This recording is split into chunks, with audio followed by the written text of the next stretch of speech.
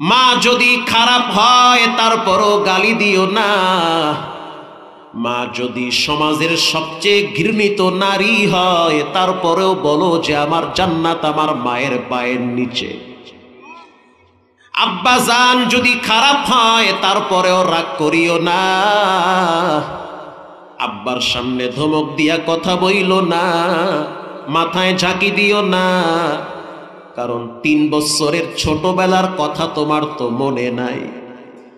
যখন তুমি হাঁটতে পারতা না তখন তোমার কান্নার আওয়াজ তোমার মা বাবা ছাড়া কেউ শুনতো না। কথা কন না কা?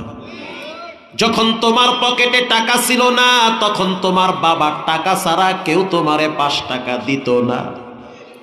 তোমার পায়ে যখন জুতা ছিল না ওই গরিব বাবাই কিন্তু নিজে না খায়া জুতা কিনে দিছে। যখন তুমি অসুস্থ হয়ে বিছানায় পড়ে গেছো, গভীর রাত ঠান্ডার ভিতরে কে তোমার দরদি আছে যে তোমারে হসপিটালে নিয়ে গেছে? বাহিরে বৃষ্টি পড়তেছে কিন্তু তোমার আব্বা ঘুমাইতে পারে নাই, তোমার মাও ঘুমায় না। তোমারে কোলে নিয়া একবার বুকে লাগায়, আবার কপালে চুমা দেয়, আবার কাপড় ভিজায়া পানি চিবায়া ওই ঠান্ডা নেকড়াটা কপালে দিয়া জ্বর নির্মূল করে। যখন জ্বর বাড়তে থাকে তখন তোমার আব্বা বৃষ্টিতে ভিজে ভিজে কোলে কইরা হসপিটালে দৌড়ায়। আল্লাহু আকবার, জোরে বলো। আব্বা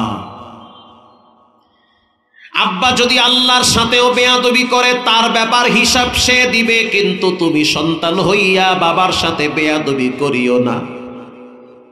আল্লাহ বলেন واخفض لهما جناح الذل من الرحمة وقل رب ارحمهما كما ربياني صغيرا।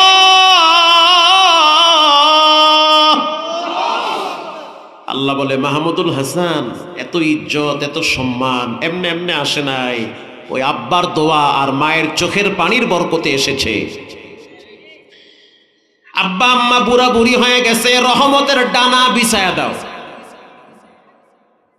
যদি মইরা যায় রবের কাছে দোয়া করো, রব তাদেরকে নিরাপদে রাখেন, যেভাবে আমাকে লালন পালন করেছে তাদেরকেও লালন পালন কইরেন, কষ্ট দিয়েন না, কারণ এক সময় তারা আমাদের জন্য কষ্ট করেছে, এখন আপনার কাছে চলে গেছে।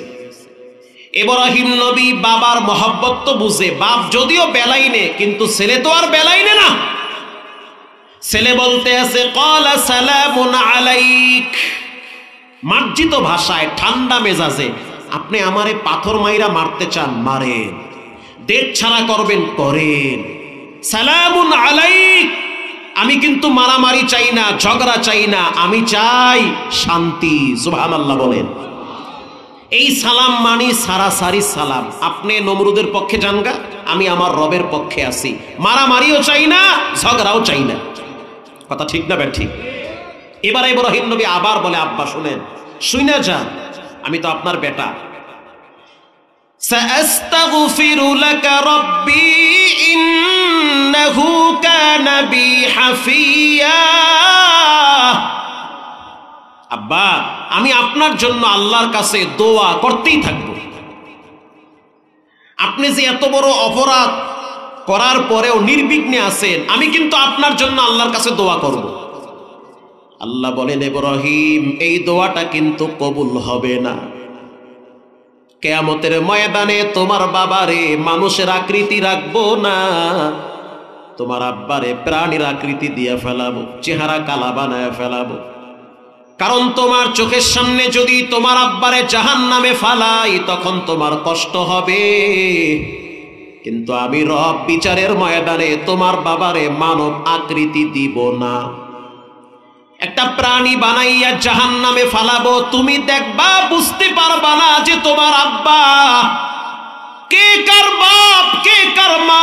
এই পরিচয় রবের কাছে চলবে না, রবের কাছে একটা পরিচয় চলবে, লা ইলাহা ইল্লাল্লাহ মুহাম্মাদুর রাসূলুল্লাহ সাল্লাল্লাহু আলাইহি ওয়াসাল্লাম। বিশ্ব নবী তার চাচারে কোলের ভিতরে মাথা দিয়া কানে কানে বলে, চাচা একটা বার বলেন আমি মুহাম্মদ আল্লাহর রাসূল। চাচায় বলতে আছে অসম্ভব, এটা হবে না। আল্লাহর হাবিব আবার বলল, চাচা জাহান্নামের আগুন বড় কঠিন, কবরের শাস্তি বড় ভয়ঙ্কর, একটা বারের জন্য বলেন মুহাম্মদ আল্লাহর রাসূল। একবার চাইছিল আমি বলি, কিন্তু মক্কার বেঈমানরা বলল, আবু তালেব বাপ দাদার ধর্ম কেমনে ছাইরা দিবা, তোমার তো ইজ্জত থাকবে না। এই সমাজের সব নেতা খারাপ না, নেতাদেরকে খারাপ বানায় কিছু পাতি নেতার চামচারা। তা আবু তালেব খুব খারাপ লোক ছিল না, ভালো মানুষ ছিল। শুধু একটা অপরাধ ছিল, সে তার প্রিয় ভাতিজাকে নবী হিসাবে গ্রহণ করে নাই। করতে চেয়েছিল, ডানে বামের কিছু চামচারা ফিরায়া রাখছে। ওগো আমার চাচা, যদি আপনি একটা বার বলেন আমি আল্লাহর রাসূল, তাহলে বিচারের ময়দানে গলায় গামছা লাগায়া টানতে টানতে আল্লাহর জান্নাতে নিয়ে যাব। जहां तक है रबूबियत खुदा का, वहां तक है नबूवत मुस्तफा का। रबूबियत खुदा की ऐ जहां तक, नबूवत मुस्तफा की ऐ वहां तक। আল্লাহর রাজত্ব যত বড়, রাসূলুল্লাহর রহমতের পাওয়ারও তত বড়। وما أرسلناك إلا رحمة للعالمين।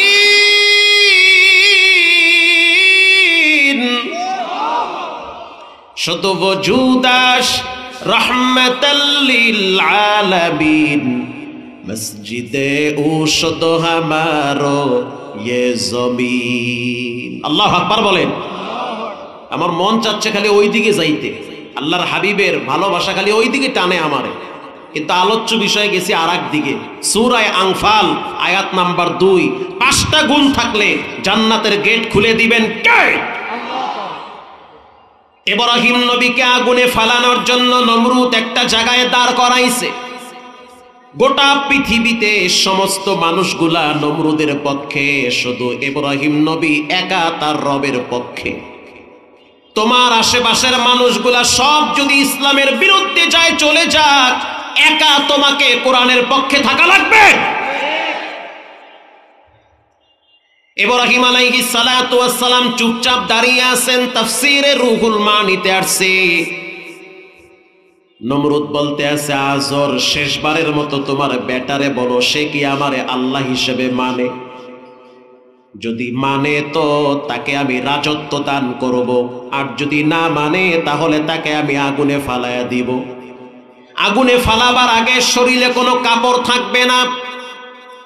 আলোচনায় কি মনোযোগ আছে?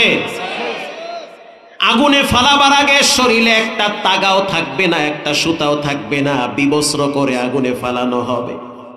একজন নবীকে উলঙ্গ করা হয়েছিল দুনিয়াতে, ওই নবীর নাম হলো তোমার আমার জাতির পিতা ইব্রাহিম আলাইহিস সালাতু ওয়াস সালাম। ইব্রাহিমকে প্রস্তাব দিল, প্রত্যাখ্যান করেছে। আমি রাজত্ব চাই না, আমি চাই রাজত্বের মালিক রে। বলেন রাজত্বের মালিক কে? আল্লাহ। তাবারাকাল্লাযী বিয়াদিহিল মুলক وهو على كل شيء قدير। সর্বময় ক্ষমতার মালিক একজন, চিৎকার মেরে বলেন তিনি হলেন কে? ইব্রাহিম আলাইহিস সালাতু ওয়াস সালাম জানায় দিল, রাজত্ব চাই না, কিন্তু রাজত্বের মালিক রে চাই। আজর তার পিতা নমরুদের গিয়ে বলল যে প্রস্তাব তো প্রত্যাখ্যান করেছে, মানে নাই, আগুনে পড়তে রাজি, তারপরেও সে তার স্রষ্টাকে ভুলবে না। আজর বলল, তাহলে একটা কাজ করো, তোমার সন্তান শরীর থেকে কাপড়গুলো তুমি খুলে ফেলো। ইব্রাহিম নবী তাকায়া দেখলো গোটা পৃথিবী তার উল্টা হয়ে গেছে, শুধু সে একাই রবের পক্ষে আছে, বাকি সবাই নমরুদের পক্ষে চলে গেল। চরক গাছের গোড়ায় ফেরেশতারা শক্ত কইরা ধইরা রাখছে, গাছের গোড়াটা শক্ত কইরা ধইরা রাখছে। যেই গাছটার পাশে হযরত ইব্রাহিম রে শক্ত কইরা বাইন্ধা রাখা হইছে, গাছটাও পড়ে যাবে, ইব্রাহিম নবীও পড়ে যাবে। কিন্তু সারা পৃথিবীর মানুষ নমরুদের পক্ষে গিয়া চেষ্টা করার পরেও চরক গাছ লড়াইতে পারে না, কারণ গোড়ায় ফেরেশতারা ধইরা ফেলাইছে। আল্লাহু আকবার, জোরে বলেন। নমরুদ চিন্তায় পড়ে গেল যে এত বাহিনী, তারপরেও দেখতেছি গাছটারে লড়াইতে পারে না। কারণ কি? ইবলিস দাঁড়ায় বলল পারবা না, কারণ আল্লাহর ফেরেশতারা গোড়া ধইরা রাখছে, শক্ত কইরা ধরছে, লড়াইতে পারবা না। তাফসীরে এসেছে। তাহলে কেমনে লড়ানো যায়? বলে ফেরেশতা কেমনে যাবে? বলে নারীদেরকে উলঙ্গ অবস্থায় জিনা ব্যভিচারে লাগায়া দাও। যখন নারীরা আইসা জিনা ব্যভিচার করবে তখন ফেরেশতারা চলে যাবে, গাছ হালকা হয়ে যাবে, ধাক্কা মারবা, আগুনে পড়ে যাবে। ওই সময় কিছু নর্তকীরা আইসা নাচা শুরু করছে, জিনা ব্যভিচারে লিপ্ত হয়েছে, আর গাছের গোড়া হালকা হয়ে গেছে। ইব্রাহিম নবীর শরীরে মাত্র একটা পায়জামা পরা ছিল তার পরনে। তার বাবা আজর সামনে দাঁড়ায় বলতে আছে, ইব্রাহিম তোমারে না আমি জন্ম দিয়েছি, তোমার আমি পিতা। আমি ভেবে চিনতে দেখলাম তোমার জন্য কল্যাণ হবে নমরুদকে মেনে নেওয়া। কত আলেমের কথা শুনছি, জেলখানায় টাকার বস্তা দিয়া কিনতে চেয়েছিল, লাথি মারছে, তারপরেও মাথা নত করে না, করে না। জানি আমরা সব ইতিহাস, করে নাই, করতে চায় না। আরে গরু ছাগল টাকা দিয়া কেনা যায়, কোন ইমানদারকে টাকা দিয়া কেনা যায় না। প্রিয় ভাইয়েরা আমার, ইব্রাহিম আলাইহিস সালাতু ওয়াস সালামের পরনে একটা পায়জামা ছিল। আজর আইসা সন্তানের সামনে দাঁড়ায়া পায়জামার ফিতা ধরে টান মারছে। ইব্রাহিম নবী লজ্জায় মাথা নত করেছে, চোখের পানি ছেড়ে দিয়ে বলে, মালিক, সন্তান বিপদে পড়লে বাবায় তো সন্তানের পাশে নিরাপত্তার জন্য দাঁড়ায়া যায়, সন্তান বাবাকে আশ্রয় দেয়। কিন্তু এখন আমি দেখতেছি আমার আব্বাও নমরুদের চামচামি কইরা আমার সাথে দুশ্মনী শুরু করছে। ইব্রাহিম নবীকে উলঙ্গ করে ফেললো। ইব্রাহিম নবী চোখের পানি ছেড়ে কেঁদে দিয়েছে।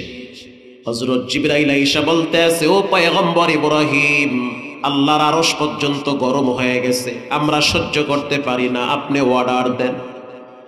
আমার 600 ডানা আছে। কত ডানা? 600।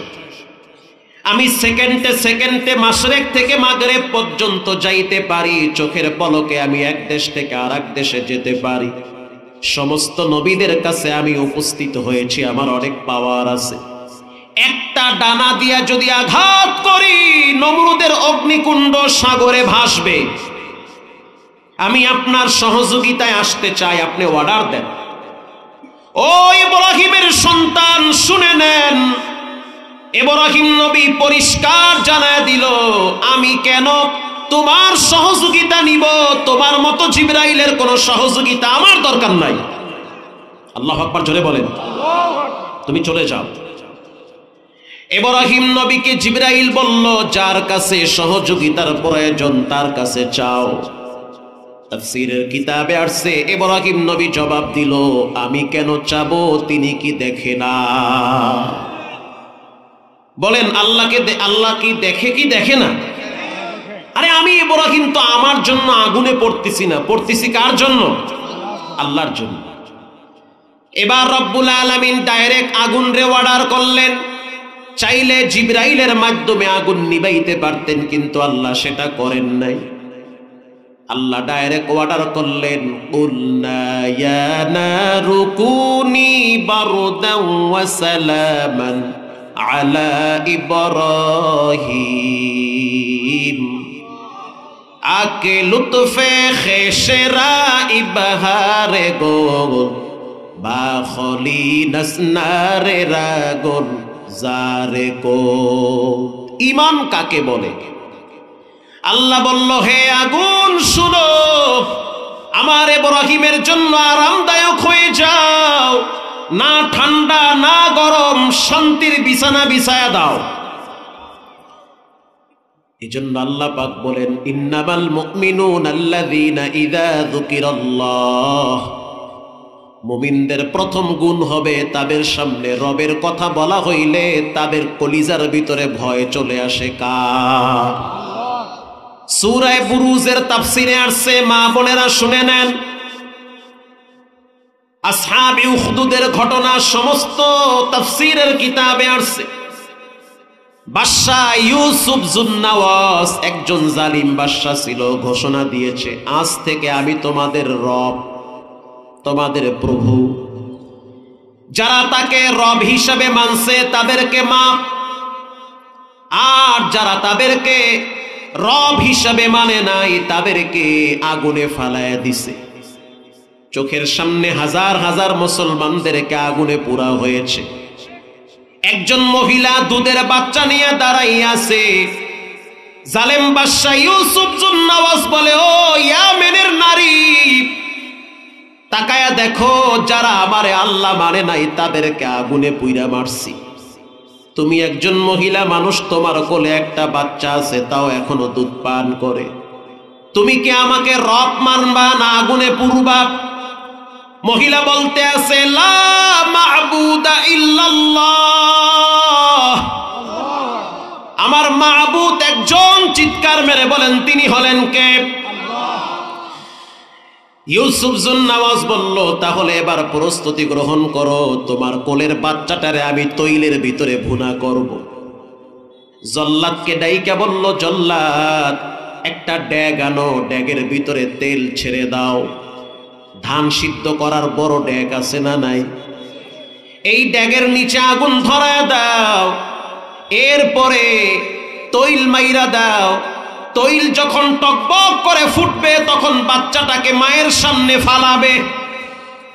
ইসলাম এই পর্যন্ত এমনে এমনে আসে নাই, অনেকের জীবন আর রক্তের উপরে ইসলাম এসেছে। যখন তৈলের নিচে আগুন ধরায় দেওয়া হয়, তৈল টকবক করে ফুটা শুরু হয়ে গেছে। বাদশা ডাইকে বলতে আছে, ও নারী, তোমার চোখের সামনে তোমার বাচ্চাটাকে আগুনের ভিতরে পুরানো হবে, তৈলে ভুনা করানো হবে। তুমি কি আমাকে মানবা না তোমার চোখের সামনে বাচ্চার করুণ পরিণতি দেখবা? মহিলা চোখের পানি ছেড়ে দিয়া বলতে আছে, আরশের মালিক আল্লাহ, আমি আমার বাচ্চার কাছে দুর্বল, কিন্তু তার চেয়েও বেশি দুর্বল আমি আমার ঈমানের কাছে। আপনি আমার ঈমানটারে মজবুত করে দেন, আমি যেন জালেমের সামনে মাথা নত না করি। দুধের বাচ্চাটারে টান মাইরা জালেম বাদশা ইউসুফ যুন্নাওয়াস হাতে নিয়েছে। হাতে নেওয়ার পরে বলতে আছে, ও ইয়ামেনের নারী, দুধের বাচ্চার মা, বলো তুমি কি আমাকে মানবা না তোমার বাচ্চারে তৈলে ফালাবো? তখন মহিলা বলতে আছে, আমি চোখ বন্ধ করলাম, যা ইচ্ছা করো, বাচ্চার দিকে তাকাইলে আমার মায়া লাগবে। চোখের সামনে যখন টান মাইরা বাচ্চাটারে তৈলের ভিতরে সাইরা দিছে, সাইরা দেওয়ার পর আল্লাহ রাব্বুল আলামিনের কুদরত, ওই বাচ্চার জবান তৈলের ভিতরে আল্লাহ খুইলা দিছে। আরো জোরে বলেন আল্লাহু আকবার। বাচ্চা চিৎকার মেরে বলতে আছে, আন্দারামা দরববি বরহানে হো তাগবিনি আশরাতে কা সালিহু, আন্দারামা দরকে মন ইজা খোশা বরসে দর সুরত মিয়ানে আগোশা। ও মা, তুমি মনে করছো এটা আগুন, আসলে আগুন না, এটা রব্বুল আলামিন ফলের বাগান বানায় দিছে। অতএব জালেমের সামনে মাথা নত করবে না। প্রিয় ভাইরা আমার, তাহলে চিন্তা করেন একজন মহিলার ঈমান কত মজবুত ঈমান, আর তোমার আমার ঈমান এত দুর্বল। মসজিদে আজান হয়, তোমার ভিতরে কোনো শীত গরম নাই, ঘন্টার পর ঘন্টা চায়ের দোকানে বসে আছো, লজ্জা থাকা দরকার। তোমার রব মসজিদ খুলে তোমার জন্য ডাকতেছে, অথচ রব্বুল আলামিন বলেন, যারা মুমিন তাদের সামনে আমার কথা বলা হইলে তাদের কলিজার ভিতরে কম্পন শুরু হয়ে যায়। আল্লাহু আকবার বলেন। একজন মুমিন মহিলার মর্যাদা কত বেশি, আপনাদের কি কষ্ট হয়? আরো আধা ঘন্টা বয়ান করলে কি থাকবেন না চলে যাবেন? থাইকেন, যাইয়েন না। উঠা বসা করলে আমি মনে করি ভাল লাগতেছে না, হুজুর তাড়াতাড়ি বিদায় দেন। প্রিয় ভাইয়েরা আমার, হযরত ওমর রাদিয়াল্লাহু তাআলা আনহুর শাসন আমল চলতেছে। হযরত ওমর রাদিয়াল্লাহু তাআলা আনহু তিনি দামেস্কে সফরের জন্য বের হয়েছে, দামেস্কে যাবে। তার সাথে জলিল কদর সাহাবী, মন্ত্রী পরিষদ। মরুভূমির ভিতরে তিনি যাচ্ছে। কিছু দূর যাওয়ার পরে হযরত ওমর পানির পিপাসায় কাতর হয়ে গেছে। খাদেমকে বলল, পানির ব্যবস্থা করো, আমার কলিজা শুকায় গেছে। পানি আল্লাহর নেয়ামত, যারা পানি খাওয়ার পরে রবের শুকরিয়া আদায় করে না তাদেরকে জাহান্নামে রক্ত আর পুষ খাওয়ানো হবে। এজন্য সাবধান। হযরত ওমর বলল, খাদেম পানি দাও। বলে, পানি তো নাই হুজুর। যেভাবেই হোক পানির ব্যবস্থা করো, কলিজা শুকায় গেছে, পানি দ্বারা কলিজার তৃষ্ণা নিবারণ করা লাগবে। খাদেম পাহাড়ে ঘুরলো, তাকায় দেখলো একজন রাখাল কিছু বকরি নিয়ে উপর দিয়ে নামতেছে। হযরত ওমরকে গিয়া বলল, ওমর শোনেন, একজন রাখাল কিছু বকরি নিয়ে নামতেছে। সেখানে 2-4টা বকরি দেখছি, তাদের ওলানে দুধ আছে, দুধ পান করলেও তো পানির তৃষ্ণা নিবারণ হয়। কথা কন না কা? হযরত এবার ওই রাখালকে ডাইকে বলতে আছে, হে রাখাল, আমি একজন মুসাফির মানুষ, বিপদে পড়ছি, পানি নাই, যদি একটু পানি দাও তাহলে আমার তৃষ্ণা নিবারণ হবে, তৃষ্ণা দূর হবে। বলে, আমার কাছে পানি নাই, তো দুধ দাও 1 গ্লাস। রাখাল বলল, এই বকরির মালিক তো আমি না, এগুলোর একজন মালিক আছে, অনুমতি ছাড়া দুধ দিতে পারি না। হযরত ওমর পরীক্ষা করল, রাখাল, আমি তোমাকে একটা প্রস্তাব দিচ্ছি, একটা বকরি বিক্রি করে দাও, তুমি কিছু টাকা পাবা। ওই বকরিটার দুধ দহন করে তুমিও খাও, আমিও খাবো। বকরিটা জবাই কইরা গোস্ত তুমিও খাবা, আমিও খাবো, মাঝখান থেকে তুমি টাকা পাবা। যদি মালিক জিজ্ঞাসা করে বলবা বাগে বকরি খায় ফেলাইছে। পরীক্ষা করতেছে, দেখি রাখাল বলে এটা কি। বকরি কি মাঝে মাঝে বাগে খায় না? হ খায়। তা আজকেও বলবা বাগে খাইছে। জবাই করার পরে রক্ত তোমার গায়েও লাগাবা, 2-4টা বকরির মাথায় লাগাই দিবা, যে বাগে খায় লাইছে। রাখাল বলতে আছে, ইয়াবনাল মালিকি ফাইনাল্লাহ। আরো জোরে বলুন আল্লাহু আকবার। ওই মালিকের চোখ কেমনে ফাঁকি দিবা? তুমি আমার মালিকের চোখ ফাঁকি দিলা। তোমার মালিক আমার মালিক, আমাদের মাওলা, আমাদের রব, যিনি স্রষ্টা, তার চোখটারে কেমনে আটকায়া রাখবা? হযরত ওমর রাখাল রে বুকের সাথে জড়ায়া ধইরা কপালে চুমা দিয়া বলল, তোমার মতো ন্যায় ইনসাফওয়ালা সৎ যুবক যেই দেশে থাকবে, ওই দেশে আল্লাহর আযাব গজব আসবে না। হযরত ওমর কেমনে কেমনে যেন পানি ম্যানেজ করলো, পান করলো, সফর শুরু করলো। কিছু দূর যাওয়ার পর তাকায় দেখতে আছে একজন বৃদ্ধা নারী লাঠিতে ভর দিয়ে দাঁড়িয়ে আছে। আল্লাহু আকবার বলেন।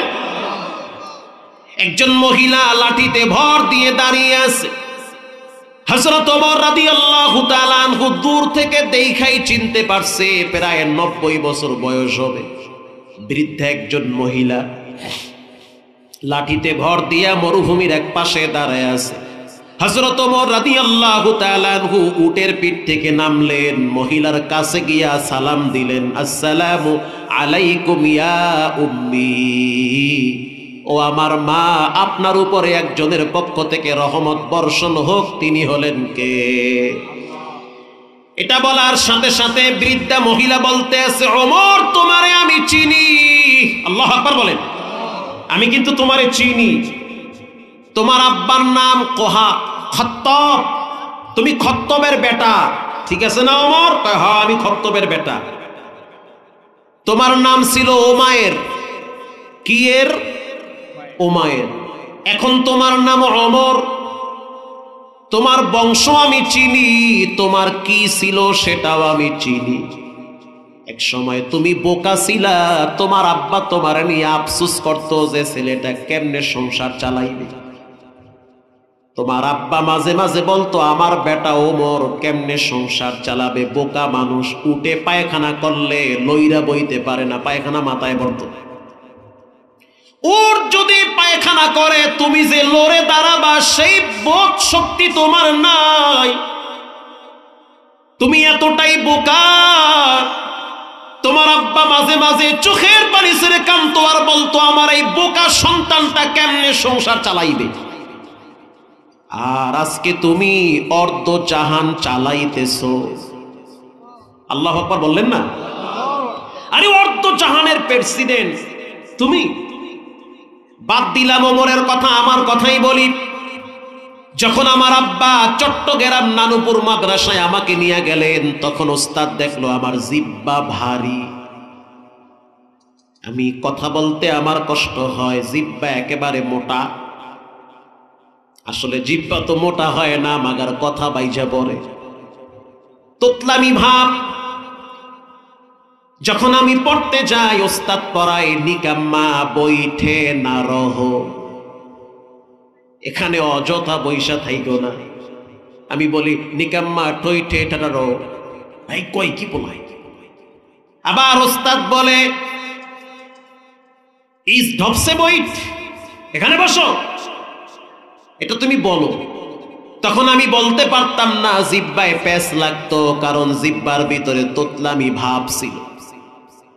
তখন আমি আমার আব্বারে দেখছি মাদ্রাসার বারান্দায় দাঁড়ায়া রুমাল দিয়া চোখের পানি মুছতো আর বলতো মালিক সন্তান তো দিলেন, তোতলা কথা বলতে কষ্ট হয়, কেমনে পড়বে, তো কথাই বলতে পারে না। আল্লামা জমিরউদ্দিন নানুপুরীর কাছে নিয়ে গেল, আমারে বলল বাজার মেসওয়াক করতে থাকো আর পড়ো রব্বিশরাহ লি সাদরি ওয়া ইয়াসসির লি আমরি ওয়াহলুল উকদাতাম মিন লিসানি ইয়াফকাহু কওলি। বাড়িতে আসলে আমার বাবা আমারে বলতো কেমনে পড়বা, তারাবি কেমনে পড়াইবা, কেমনে মানুষকে তুমি কথা শোনাইবা, আমাদের ঘরেই তো তুমি কথা বুঝাইতে পারো না। আজ সেই মানুষটারে শুধু দেশে না দেশের বাহিরেও হাজার হাজার মানুষকে কথা বলার যোগ্যতা কে দিয়েছে? আল্লাহ। এটা বাবায় কল্পনাই করতে পারে নাই সারা দেশে আমার বেটায় বয়ান করবে চমৎকার ভাষায়, মধুর কণ্ঠে। একটা গাড়ি চালাইতে পেট্রোল লাগে, অকটেল লাগে, ডিজেল লাগে। যুবক একটা মানুষ কেমনে চলে বিনা পেট্রোলে, বিনা ডিজেলে, বিনা অকটেলে?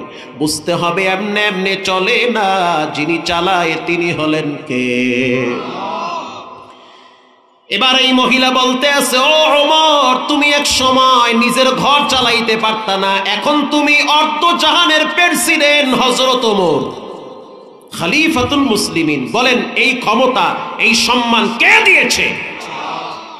এখানে যারা বসা আছেন হতে পারে এক সময় তারা পুরা দেশ চালাবে, কথা কন না।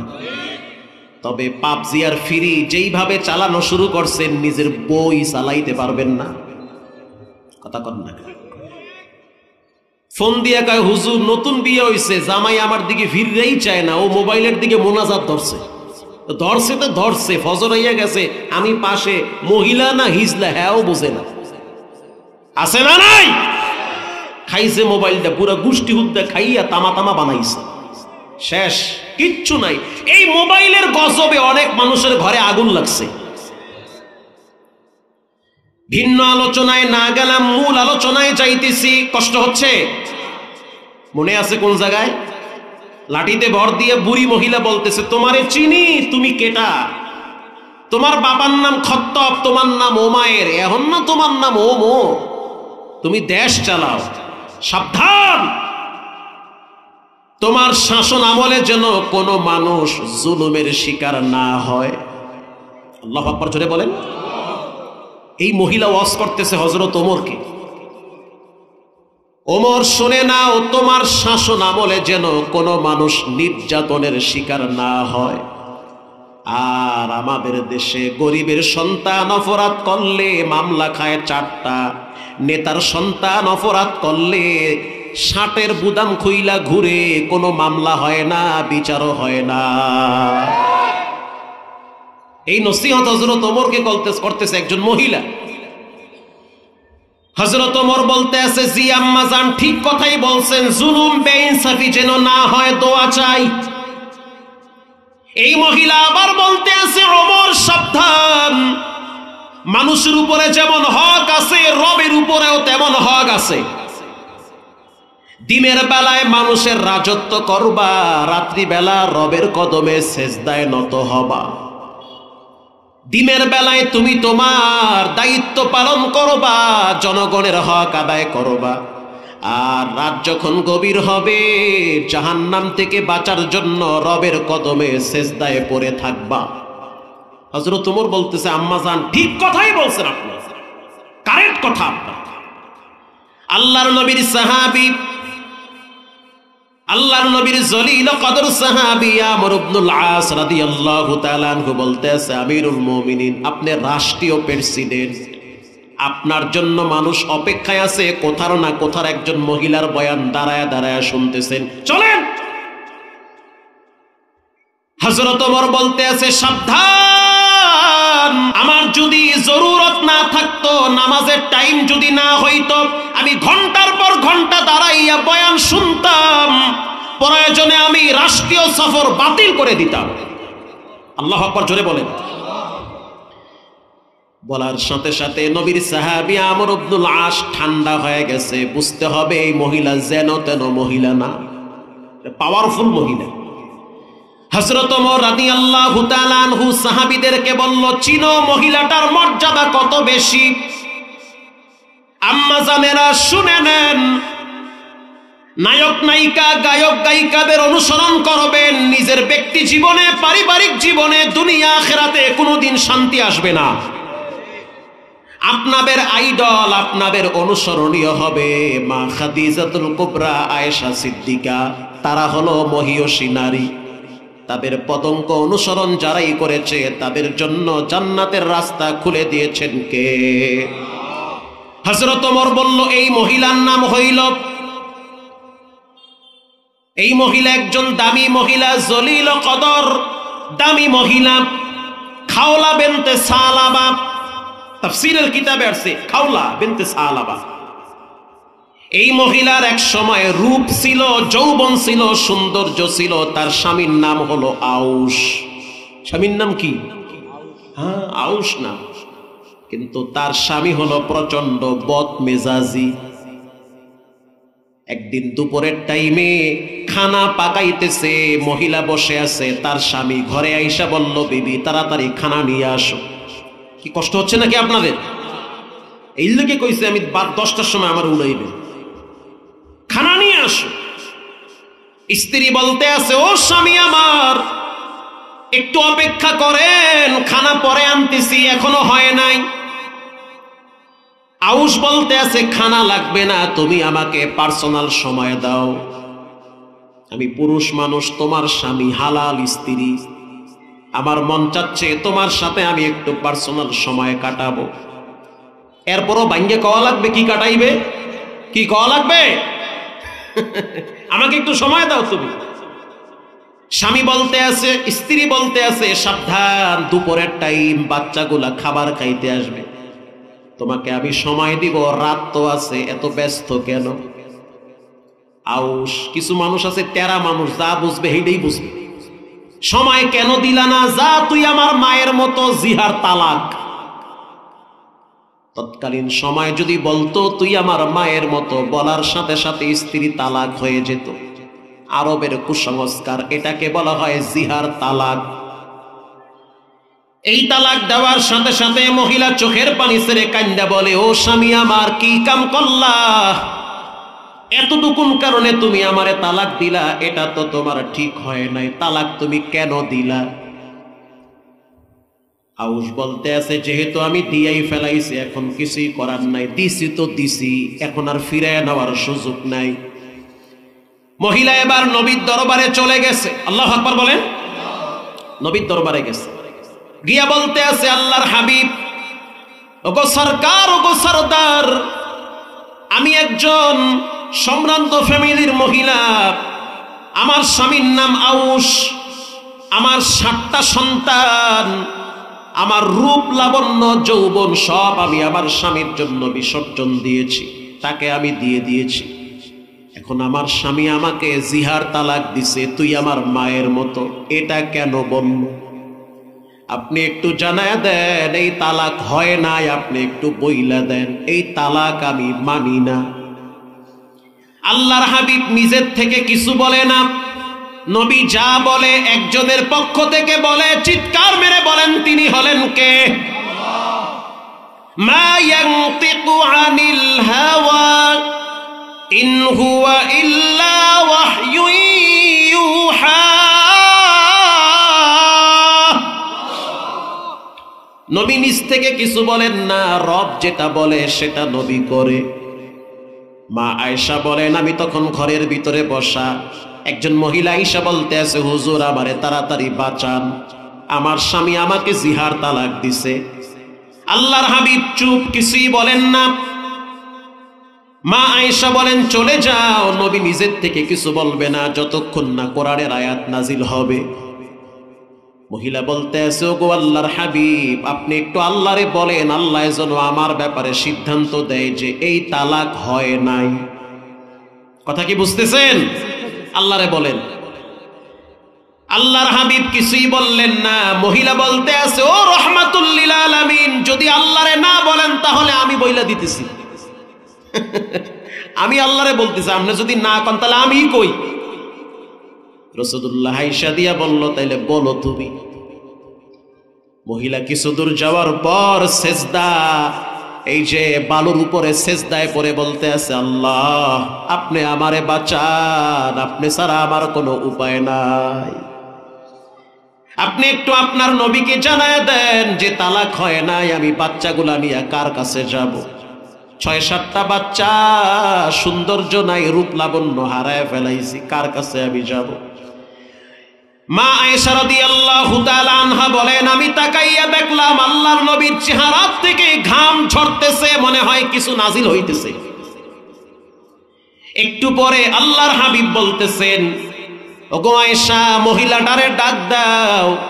আল্লাহ রাব্বুল আলামিন কোরআনের আয়াত নাজিল করে মহিলার পক্ষে বিধান নাজিল করেছে। قد سمع الله قول التي تجادلك في زوجها وتشتكي إلى الله। হয় না এই আওয়াজ আরো জোরে দিতে হবে, আল্লাহু আকবার। قد سمع الله, سمع الله, শ্রবণ করছেন একজন, তিনি হলেন কে? ওগো আমার বন্ধু, আপনারা দুইজনে যা কিছু বলছেন, সামি আল্লাহ, আমি আল্লাহ শুনছি। আল্লাহু আকবার বলেন। আমি কিন্তু স্পষ্ট শুনছি। আপনি জানায় দেন, আল্লাযীনা ইউযাহিরুনা মিনকুম মিন নিসাইহিম মা হুন্না উম্মাহাতিহিম। মা কোনোদিন বউ হতে পারে না, বউ কোনোদিন মা হতে পারে না। কোন পুরুষ যদি বলে স্ত্রীকে তুই আমার মায়ের মতো, এটা বলা ঠিক না, গুনাহ। অতএব যদি এই গুনার কাজ করে তওবা করলে আল্লাহ মাফ করে দিবে। ওই মহিলাটাকে জানায় দেন, তার ব্যাপারে আমি আয়াত নাজিল করছি, তার সংসার নষ্ট হয় নাই, তার স্বামী আউস যদি তওবা করে সব গুনাহ আমি মাফ করে দিব। তাহলে চিন্তা করেন, হযরত ওমর বলতেছে ওই মহিলা হলো এই মহিলা, এই মহিলার কথার উপরে কোরআনের আয়াত নাজিল হয়েছে। তাহলে বুঝেন একজন মুমিন মহিলার মর্যাদা আল্লাহর কাছে কত বেশি।